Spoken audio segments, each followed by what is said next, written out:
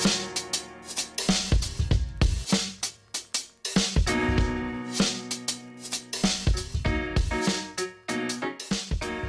it's Travis, and welcome to another episode of the Marketing-Unboxed podcast. In this episode, Allie and I sat down with Nelson Gilliat. He is the author of Death of the SDR and talked about his book and about that concept that he is a very big proponent of. I mean, so much so that he wrote a book, obviously. But he thinks that the role of the SDR is antiquated and should really be replaced by more of a marketing function. If you're in recruitment marketing or recruitment, if you want to relate to this, you could just substitute the term SDR with sourcer and AE with recruiter and see if it rhymes, see if it makes sense, and see what you think. So sit back and enjoy.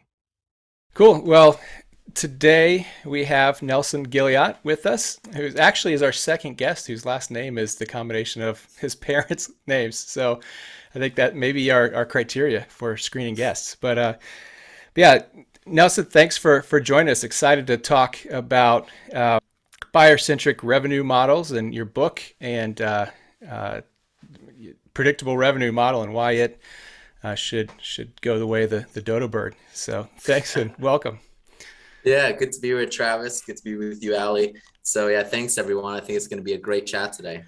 Awesome. So you have a book, Death of the SDR, and in that book you talk about a concept, a model, the buyer-centric revenue model, and it's kind of the antithesis of kind of the more common predictable revenue model, which I've read the books associated with that and know that model well as well. And I've always thought it's been broken. I think that's how you and I hopped on a call a couple of weeks ago to just kind of riff about how we both feel the same way. But for a little bit of context, because some of our listeners may be kind of new to marketing or new to kind of the rev ops model and that whole the revenue centric piece, tell us a little bit about the predictable revenue model, and then what was the moment where you thought, man, this is completely broken?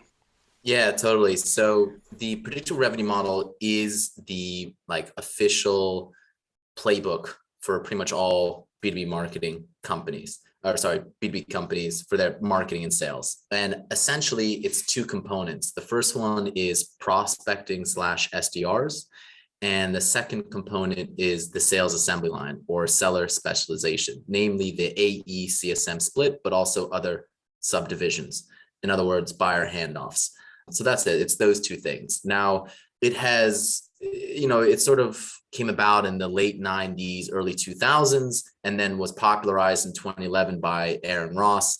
And the model hasn't changed really since the late 90s, early 2000s. Yet buyer preferences, technology, and how marketers can woo buyers and how buyers want to be wooed by marketing has completely changed, but the model has not.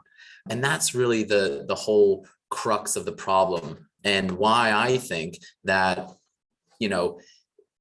marketers and sellers, we're in this straitjacket that we're forced to do things that we shouldn't do, and we're prevented from doing the things that we should do. In other words, we're doing bad marketing and sales, and fundamentally we're annoying buyers. It's anti-buyer. And so my whole thing could kind of probably be distilled to the buyer-centric revenue model. The alternative offer could just be like, if you want to make money and you want to do good marketing sales, don't annoy your buyers, is essentially kind of the theme.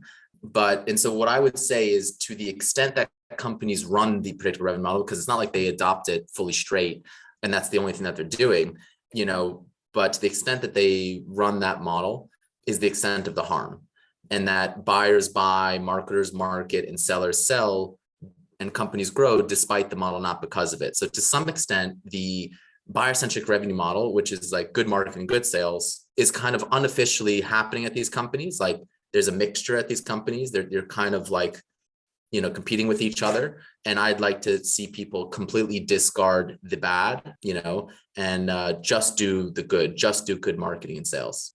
So I agree with you. There's a lot of I think I think anybody who has been in any sort of leadership role or ownership role has received the horrible end of the SDRs, right? Mhm. And then and the part where it's like, I want to make sure you're okay. You haven't responded to me. You haven't died, and all this kind of stuff. And it's all very, to me, it's all seemed very selfish. Like it seemed like selfish marketing, as opposed to, my business partner and I talk a lot about how do you create marketing that's unselfish, as opposed to I'm the center of this whole conversation. So it sounds to me like that's kind of what you're saying, but just logically, like none of our relationships in our personal life work if we annoy the other person. They just don't. Why is it so hard to bring into the sales perspective? Yeah, totally. I mean, we think about the dating world. We often use that analogy about like, are you successful if you go out and try to annoy people and pester them? And so it's a really bad way of, it's a lose-lose. It's like not benefiting marketing to go out and annoy their buyers and pester their buyers. And we'll talk about what some of that harm is. And so we've kind of talked like very high level about what the particular revenue model is and sort of why it's bad, but like to talk more specifics also, maybe to give some context of like, well, what are the problems that it's causing?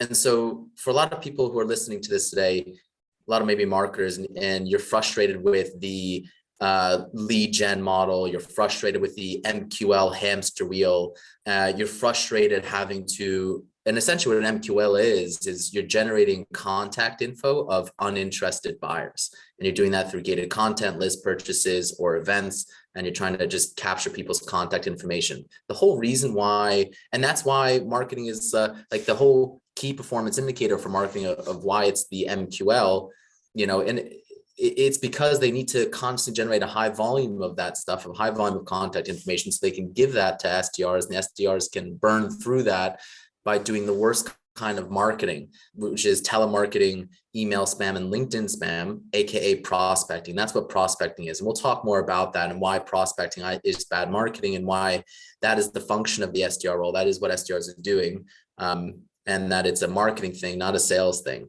But it's this type of this prospecting, that what the SDRs do, that fundamentally is bad marketing. It's crowding out good marketing, and we'll talk about that more as well. And what I think the definition of good marketing is, I'm happy to sort of like, so how do you know if your marketing is efficient and effective? I'm happy to also talk about that as well.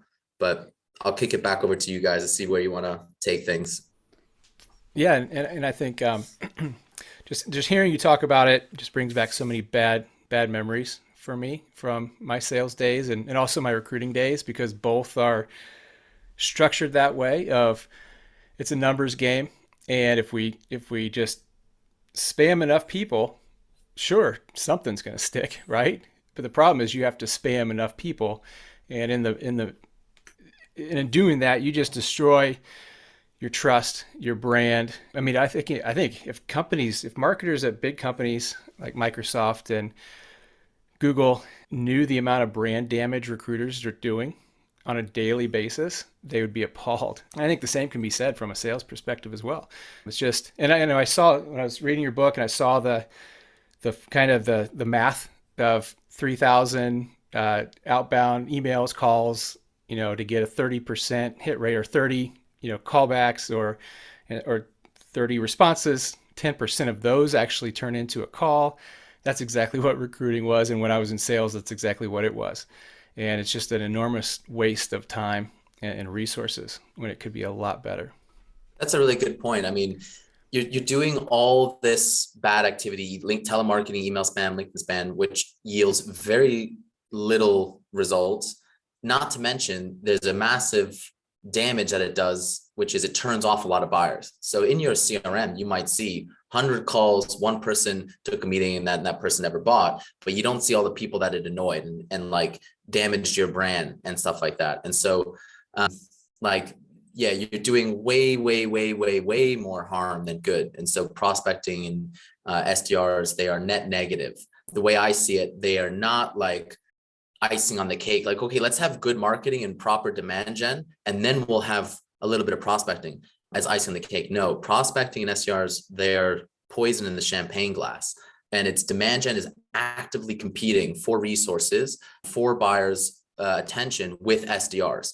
And so that's that's coming to a forefront. A lot of demand gen marketers are trying to break free from the MQL hamster wheel, gated content, doing things they know don't work, like display ads and trade shows and this and that, but they can't, and try to, get accountable to real marketing metrics about what good marketing is. But they can't, because they've got to feed the SDRs. They need to, and so unless you get rid of SDRs, unless you sunset them, unless you challenge predictive revenue, you'll never break free of it. You're going to constantly be in this straitjacket. And by the way, it is the fundamental reason why there's a misalignment with sales, because marketing is producing junk, MQLs, and then sales gets caught holding the bag. And so marketing is pushing a lot of junk through, and sales, it's just wasting sales time. These people aren't buying, they're not buying fast. They've got no brand preference. They've got no brand affinity. There's other competitors at the table, and they're not for far along in their journey. So it takes them ages, they're not in buy mode. And so that's the whole misalignment. Sales just wants layup. Sales just wants people who, come into the website to buy, and they help them buy, evaluate, purchase, be successful, implement, whatever, expand that, And so so to kind of maybe talk about, like, briefly before we move on, like, what is good marketing? Like, well, how do you evaluate the efficiency and effectiveness of good marketing? So if you're not going to say it's an MQL, because I don't think an MQL is a lead. Like an MQL is just contact info of uninterested buyers. A lead is someone that comes to the website, requests to speak to sales, and marketing has automatically qualified them. That's a lead. Everything else is just contact info. And so good marketing, like how you measure good marketing, what marketing should be accountable for and on the hook for, is revenue and pipeline quality and efficiency. In pipeline quality efficiency, you're looking at number of sales opportunities, cost per opportunities, conversion rate, sales cycle, average selling price, cost per acquisition, cost per acquisition payback period. That is how you evaluate good marketing. That is evaluating the quality and efficiency of marketing's leads, all the way to revenue. And that's what marketing sales, that's how you align them both. They're kind of like looking at the same metrics here. And today, that's not the case. Marketing is accountable to junk, not a lead. It's to the MQL. And that's why marketing is producing a lot of junk, regardless of the cost, regardless of the efficiency, regardless of the quality. And that's why sales is suffering, why sellers are missing their revenue goals, why there's high turnover, low tenure. I mean, by the way, ask any CMO and ask any sales leader how their tenure is doing. It's not pretty. So I think there's probably two things here. One is the recognizing it's a problem, but having literally no authority to fix it in your organization. And so I know Travis and I are both very active in the marketing Twitter community. And there's just kind of like, it's like these conversations that I've done. If CEOs who are looking to do really great marketing would just go read some of these threads, it's like the conversations among marketers is just so blatantly obvious that this is broken.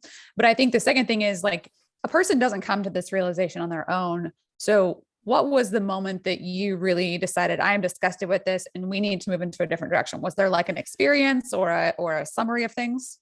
Yeah. So I used to work at a big company that ran the predictive revenue model, and I was an SDR, and then I was an AE, and I saw all the problems, I saw the inefficiency and the ineffectiveness, and I was trying to I was trying to fix it, but I was like, oh my, and then I realized actually it's the model itself. And what ended up really clicking for me is I went to a very, very small startup, like 5 people, and we didn't have the resources to waste in the predictive revenue model. We had to have a proper marketing engine. And then I saw what good marketing looks like. And I think one of the reasons why prospecting still sort of lingers is not only the predictive revenue model, which I think gives it a semblance of necessity and respectability, but people don't know what good or proper marketing looks like. So I'll talk about that in just a moment, but just to kind of again, prospecting is code word for the worst kind of marketing. And it is massively resource intensive, time, capital, labor intensive. You think about all the stuff that gets wasted into the SDR org, the people, the process, the tools, the whatnot, lead routing. It's just ridiculous, which is one reason why people outsource it, which doesn't make it better. It just maybe sometimes makes it slightly less awful because you're kind of outsourcing your dirty garbage. Yeah. And I have one thought, kind of a comment. October was kind of conference month. I was in like 5 conferences. I can't remember where I saw Sam Jacobs from Revenue Collective Pavilion talk. Might have been Inbound.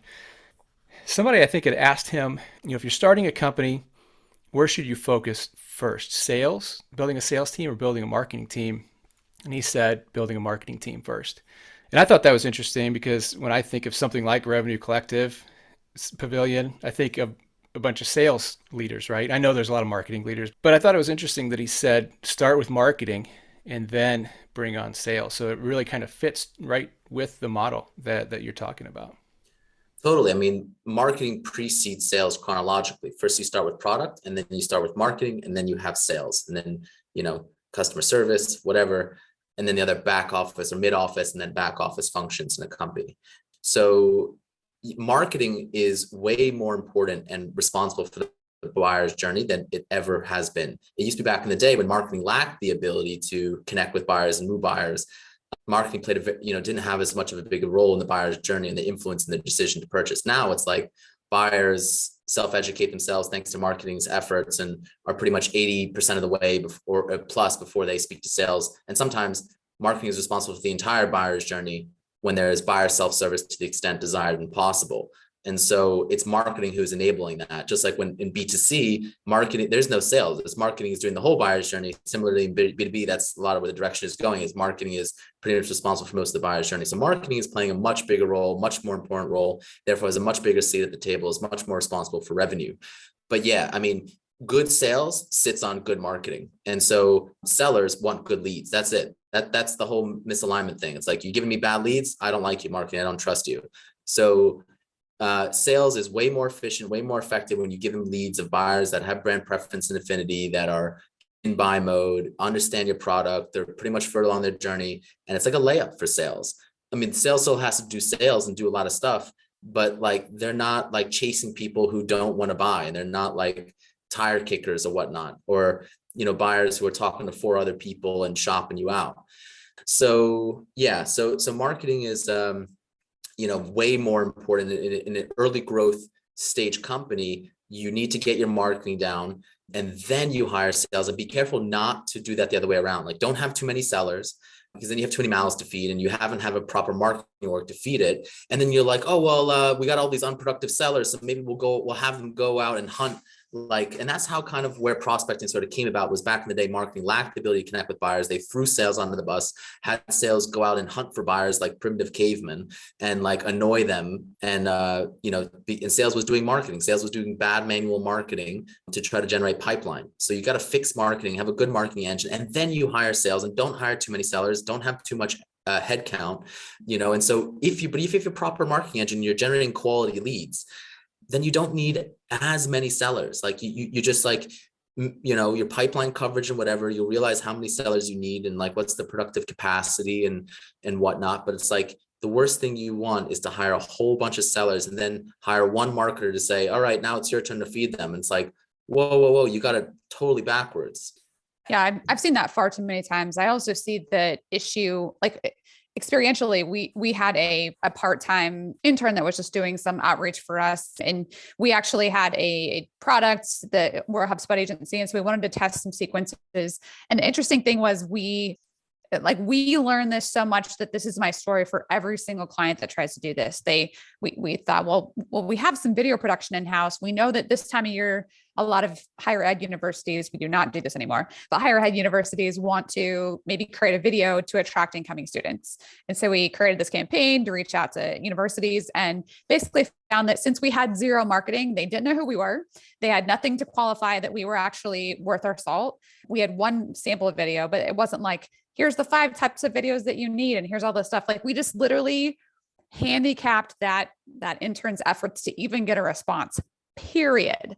And I see so many organizations that try to do that. They're like, well, we'll just fill in the marketing once we know what the market wants. SDRs are not customer validation experts. They are SDRs. That's it. Yeah, I saw something from like Kyle Porter, the head of Sales Loft. It's a prospecting tech company. And people are trying to twist themselves into pretzels to try to redefine the SDR role and to say, well, they're not just annoying, buyers and trying to set appointments for sales, through telemarketing and email spam and LinkedIn spam. They are, doing prospective customer intelligence, blah, blah, blah, blah, blah. It's like, yeah, no. Don't get it twisted. And so I think, we've kind of beaten the predictive revenue model and prospecting to death. We're like, that's bad marketing. Don't do it now. But to kind of paint the picture of what is good marketing. So all marketing is outbound. that throw out that whole inbound, outbound nonsense. All marketing is outbound to woo buyers in the door to request their hands to speak to sales. And that is a lead. When a lead comes to the website and they request a demo, that's a lead. And then marketing automatically qualifies them on the website. And then if they're qualified, that buyer can request, or book a demo right from a seller's calendar. And that's it. They just get a demo right there. Now, in terms of the tactics, so if marketing isn't doing telemarketing, email spam, LinkedIn spam, like, well, what do you do?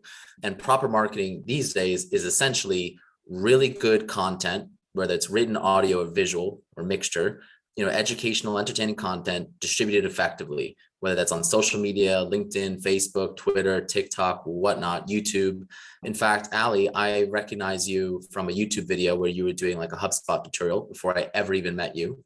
And so that's a testament because you help folks with HubSpot, and that's great. And so in any case, now you can do Facebook ads, LinkedIn ads, YouTube ads, you can do a podcast, guest podcasts, and invite your buyers on. And again, that's content, and you chop that up and then you distribute that in the same way we just talked about. You do events, roundtables, summits, panels, you invite your buyers, you invite influencers, people who already have an audience and a community as you're building your audience and your community. And again, an audience is basically building out in public, and then a community is like you're making it private, and you invite those people to kind of come and join your community, engage with one another. You're building thought leadership, you're building your expertise, you're building your point of view because you're engaging with your customers and you're learning, et cetera, et cetera. Hopefully you're remarketing to previous buyers and users that change jobs. You're hitting up your previous customers, you're doing referral marketing, you're doing buyer self-service to the extent possible and desired.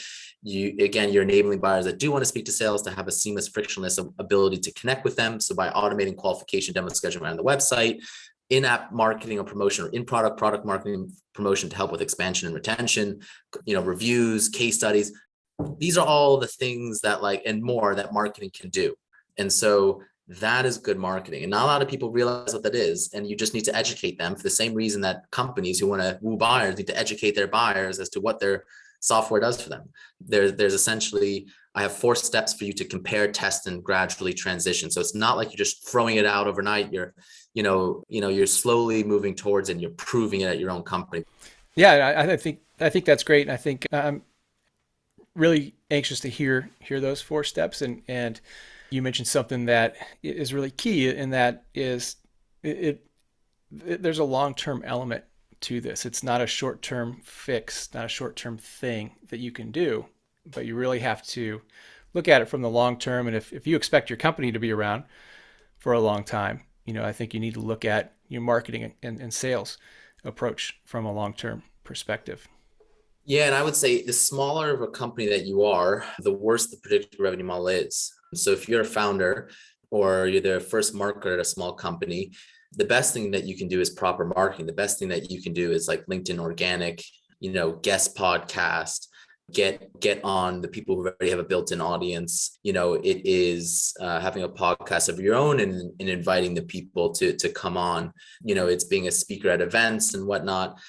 Yeah, so it's like doing those type of things is I think the best way to start. You're speaking to your buyers. You're getting a lot of product feedback, especially at the early stage. You kind of want to be constantly speaking to your audience and hearing what they're talking about, what they're saying, and like getting feedback on what you're putting down, especially if it's your brand narrative that you're putting out there. You're saying, hey, here's the state of this things and this sort of, and here's what I'm doing about it. And people ask you questions and people push back and you're learning all sorts of stuff. So like I'm putting out my new buyer-centric revenue model and challenging the old model out on LinkedIn, and I'm getting a lot of feedback and comments, and I'm getting better at it and like learning more and like improving my formulations of it. So yeah, do that type of stuff. And so, it's, better in the short term and way better in the long term. It has compounding yield. You're not turning off your buyers. And then once you have enough money from the organic, then you can amplify that message, amplify that content on paid. And so then you kind of layer on Facebook ads, LinkedIn ads, whatnot, etc. And so don't make the mistake in your young company when you have very limited resources to try and waste all those resources on predictable revenue model. It's really the VC-backed companies who get millions of dollars to waste on the predictable revenue model and then hire all the SDRs and do that stuff, or PE companies. And I've seen it time and time and again. And by the way, that company that I worked for that had the predictable revenue model, they were sold at a loss, $300 million loss. from the buying price, then 10 years later to their selling price. During that time, they also lost tons of money. That, the buying sunk just so much money. And then whereas the startup that I was working at, to some extent, had the buyer-centric revenue model, no SDRs, no prospecting, proper marketing, and then no sales assembly line. And the company 4x'd revenue during COVID, and all the business metrics were improved: conversion rate, sales cycle, average selling price, whatnot. Company raised money, and this was with 6 people. We were 6 people. So if you're a founder, you can go a lot further, faster, a lot easier, and still keep the ownership of your company if you do proper marketing. Now, in terms of the 4 steps to compare, test, and transition away from bad marketing towards good marketing at your own company, improve this. The first step is to gather CRM data. So you've got the theory from me and whatnot of what you should do. Go get the proof and the evidence. So go into your CRM and analyze the leads generated from prospecting or from SDRs against the leads generated from proper marketing / demand gen. In other words, demo requests on the website. And then look at the metrics that actually matter. Look at revenue and look at quality, pipeline, and efficiency. So you're looking at conversion rates, sales cycle, number of opportunities, cost per opportunity, average selling price, CAC payback. And then in addition, estimate your resource allocation between prospecting versus proper marketing, demand gen. If you're basically like 75-25 in favor of prospecting and SDRs, but all your good stuff is coming from demand gen, good proper marketing, that should tell you something, and so can factor that in. Get qualitative data as well in addition to quantitative data. So ask your customers, your buyers, hey, how do you like to be marketed to, and how do you not like to be marketed to? How do you like telemarketing, email spam, and link spam? Oh, you hate it? Ask them how they heard about the last product that they bought. What made them actually buy it? How do they actually hear about your product, and what made them actually buy it? Chances are word of mouth, social, podcasts, whatnot, community, not your SDR telemarketing call. And so, in terms of what attribution or knowing where leads come from, very simple. On your website, ask your buyers when they request to speak to a demo, how did you hear about us? In a required field, not a pick list, but an open text field, which you can map to your CRM. Get this truth about how your buyers actually heard about you straight from the horse's mouth. You can also ask salespeople to ask it as well, get double confirmation. And then you'll just see that stuff. You'll see the word of mouth on social media as well, and you'll hear it all the time qualitatively. But anyway, that's the first step. Gather the CRM data. Take that data, and for step 2, propose a pilot, propose a test, propose an experiment to the board, to the CEO, to the CMO or CRO, CSO, if that's not you. Gather your allies, gather marketing, ops, sales, and finance. Because again, remember, sales wants good leads. They don't want the SDR junk leads. And a lot of salespeople were formerly SDRs. They know how awful and terrible it was, because unfortunately the SDR role is required a stepping stone for sales, even though it has nothing to do with sales. But also include finance. Finance cares about the numbers, and they've got the purse strings. So recruit them as allies. The one blocker that you will need to worry about is the SDR leaders, who hopefully are seeing the writing on the wall and also want more productive and fulfilling careers, because the SDRs will be rooting for you because they cannot wait to transition to productive and fulfilling careers, which is whole part of the strategy, is to help them do that. It's to help them move into marketing, sales, rev ops, whatnot. So you're not wasting their talent. And they can do more creative things. And we'll see how that can be done in step 3 and step 4 as part of the pilot and experiment. I think proposing a pilot sounds, any new initiative in a company requires some sort of proof point, and that's usually the way to establish that. The thing I've seen as a roadblock, however, is the pilot needs to have the appropriate length of time in order to prove itself. So is there a time frame that you have in mind for that? Exactly. Yeah, great. I was going to cover that. So the duration should be at least a few sales cycles, so that you can track the metrics that matter all the way, to revenue. So you're looking at your number of opportunities, cost per opportunity, conversion rate, sales cycle, average selling price, CAC payback. And you're giving it time to breathe as well. So, right. I think in situations where you have a very clear product that is short, but if you have, let's say you're, enterprise sales with a very complex software application, that could be, from what you're saying, that could be up to 2 years. Actually, I would push back on that. I think one of the reasons why those sales cycles are very long, even in complex products, is because of bad marketing and sales. And I think that it's put up a lot of friction. It makes it very difficult for buyers to actually purchase your product. And so you can sell a very expensive product and you can sell a quite technical and complex product, but your sales cycle can be dramatically lower than 2 years. And so if you run this way, your sales cycle will decrease a lot for everybody. And obviously companies should try to make their product a little bit easier. I mean, there's some faults on product too. So try to simplify your product a little bit, but hey, marketing's got to deal with the product it gets. So, but yeah. So whatever your sales cycle is, whatever, let it breathe. And as you kind of do this stuff, you'll see your sales cycle decrease, which will be great, especially if you're suffering high sales cycles. Now, so step 3, the first of 2 trials or experiments to run is to automate demo qualification and scheduling, effectively the inbound SDR role. So these are buyers that are coming to your website, knocking on the door to speak to sales. Hey, I want to speak to sales. And you're giving them, this whole ring around the rosy with the SDR, bank qualifying them and whatever, the SDR mainly reaching out when they do. And basically, if you do it manually, 70% of those demo requests never hold. So 70% of those people never ever make it to sales. And it takes them way longer to get to sales. And because of that, they tend to request multiple demos from multiple companies. There's more competitors at the table. So you're more likely to lose the deal. And so don't do that. Like, this is the low hanging, high intent fruit. And so you can easily 2x your high intent pipeline by making sure that these demos actually hold by automating this on your website. And so, yeah, ask your qualification questions on the website, the few necessary ones that you need to do, and then directly route them, let them book a time from a seller's calendar and give them right to a seller. As you then automate demo qualification scheduling, give your SDRs quota relief to the extent that they're doing inbound, repurpose them to do productive and fulfilling marketing tasks, which they'll be thrilled. You give them proper demand gen tasks, product marketing tasks, social media content tasks. They'll love that. And again, the duration is a couple of sales cycles so that you can track the metrics that actually matter for marketing to evaluate marketing's efficacy, run that for a few sales cycles.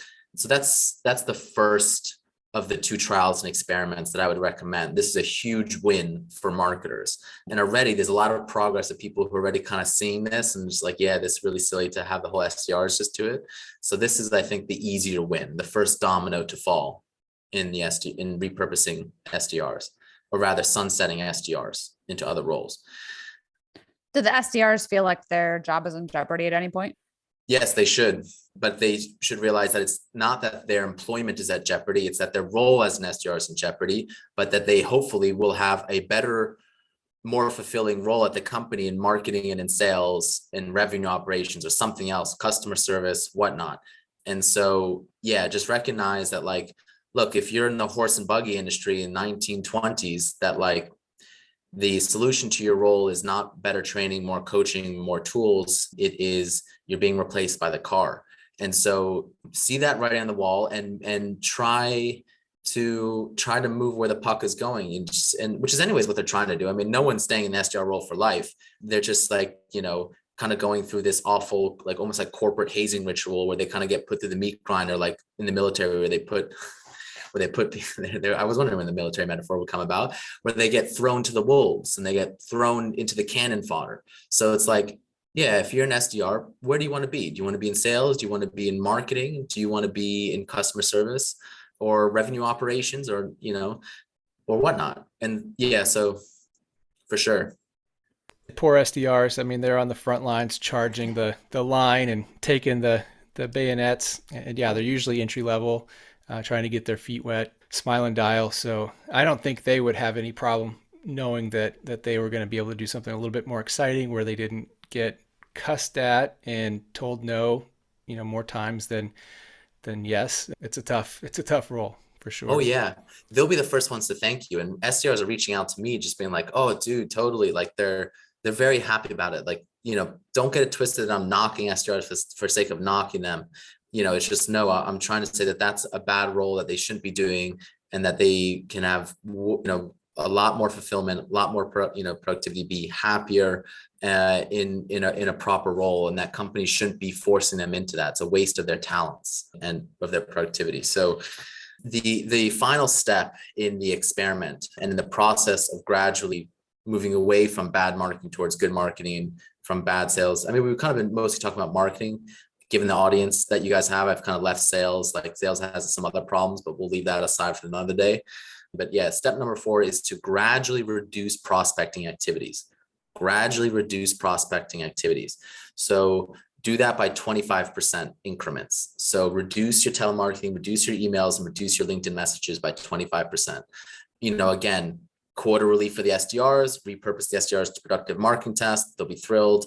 Again, the duration, a couple of sales cycles, and you're tracking the metrics, revenue, quality, pipeline efficiency, and then, further qualitative data, how do the SDRs like good marketing, proper marketing, whatnot. And and so if it's successful, again, incremental, do another 25% and then another 25%. And then basically you have sunsetted prospecting SDRs. Hopefully you have helped the SDRs transition to more productive and fulfilling careers in other departments and whatnot. And you've repurposed talent, and then are holding marketing accountable to real goals, real KPIs, revenue, quality, pipeline efficiency. And that creates marketing and sales alignment. Everyone's a winner. Marketing's a winner. Sales wins. The company wins, the growth is better. The buyer wins. So it's a win for everybody. And so, yeah, that's kind of the nutshell of what it is for marketing.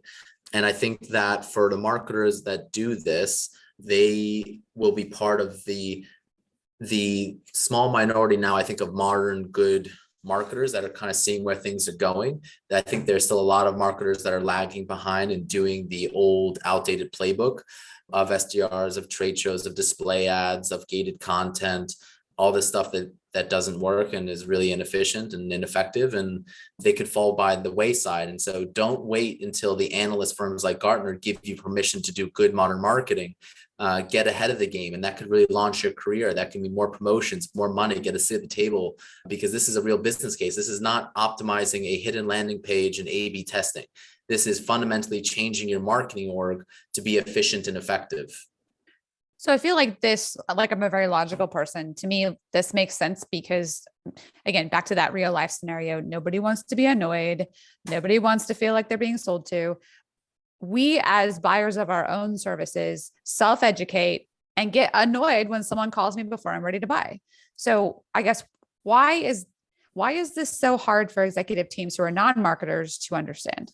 Yeah. So basically, for CEOs or technical founders or for venture capital firms, these people aren't marketers. They typically are financiers, or they're financiers, or they're technical founders who are software engineers.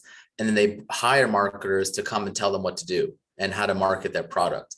Now, they don't understand what good or proper marketing looks like. And when the first thing that pops into their head, if they're like to market someone, it's like, well, I know I can email them, I can call them. I don't know, it's just the most simple thing that kind of pops into their head of how marketing used to be done 20, 30 years ago.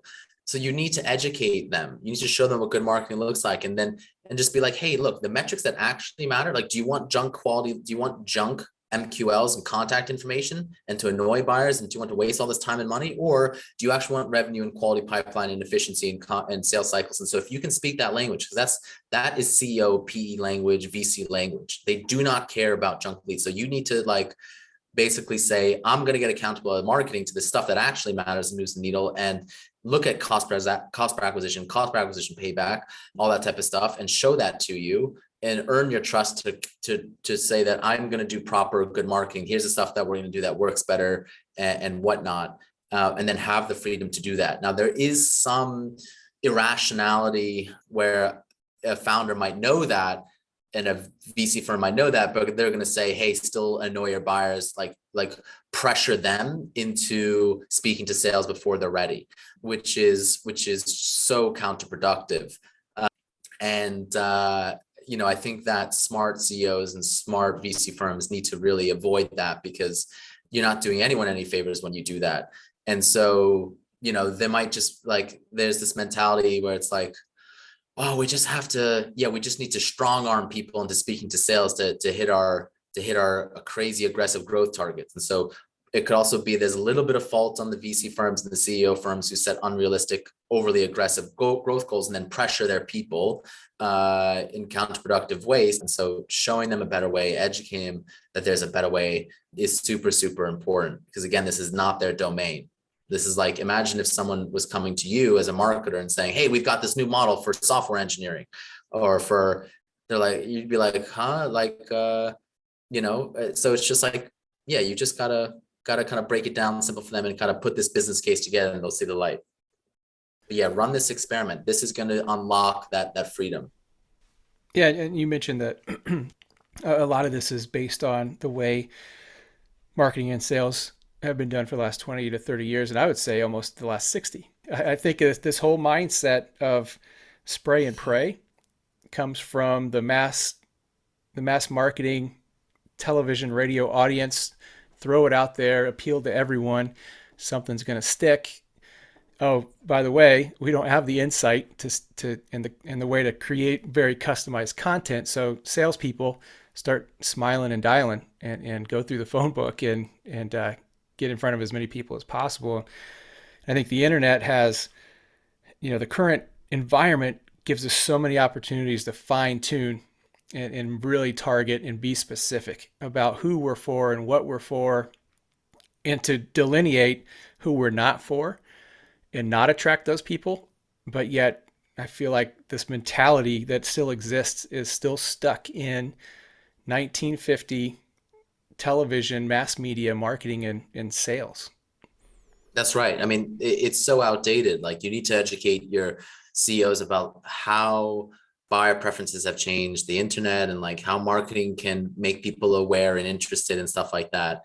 But just make sure you stress the point that, like, just because someone has heard of you and just because someone has downloaded a piece of content does not mean they want to buy, and that you should not pressure and annoy them, because a lot of what you're seeing now is like, buyers will consume some of your content, some of the marketing stuff, events, whatever, and then they'll sick the SDRs on them and annoy them with telemarketing email spam, because they're trying to, annoy and pester these buyers into speaking with sales. And so that is just so silly and counterproductive. And so, yeah, you just have to do things like the things we talked about in proper marketing, which also, I mean, there's various different influences that can cause a CEO and a board to lean or to kind of get suckered into doing some prospecting, which is like, it's very easily measurable. Like, you make the calls, it's like 100 calls, you're going to get like 1% conversion rate, blah, blah, blah. And it's very clearly in the CRM, but it's like, how do you kind of see all these different things that you're doing in proper marketing, which is very clear when you say the proper attribution or the proper metrics for marketing is revenue, quality, pipeline, and efficiency. You look at that bottom funnel metrics. You're also looking at the number of demo requests. You're looking at website traffic. You're looking at the consumption of your content and likes and comments and video, like all that type of stuff that's more up funnel, whatever. You're looking at the qualitative stuff, the word of mouth that you see on social media and people like singing your praise and all that type of things. You're asking buyers when they come to your website, how do they hear about you? You're having sales ask that as well and confirming. And then, boom, then you kind of know like what your marketing is doing and how people are hearing about you, which is what you really care about. So you just kind of have to show people like that's how marketing is done nowadays. Like, that's what marketing is. It's not what it used to be, where you just kind of go out there and hunt with your phone and, telemarket people and, show up at the door and door knock. Exactly. A great conversation. Could probably talk for another hour. Other things we could kind of pivot into, and there's pivot again. But yeah, great conversation. I think this is really kind of the future of sales and marketing and that alignment. Yeah, totally. Thank you so much for having me. Maybe we'll do a part 2 where we'll talk about more of the sales stuff, which is sales assembly line, commission, and quota, which does indirectly harm marketing and harms founders, harms companies a lot, really, really, really harms sales. But that's a whole nother story in itself. But yeah, the first domino to fall in the predictive revenue model is marketing, given marketing's position nowadays. And so hopefully we'll see the revolution happen before our eyes, that, it's already happening. People are kind of breaking free, and hopefully we can help accelerate that. So thank you so much for having me. Yeah, absolutely. Thanks a lot.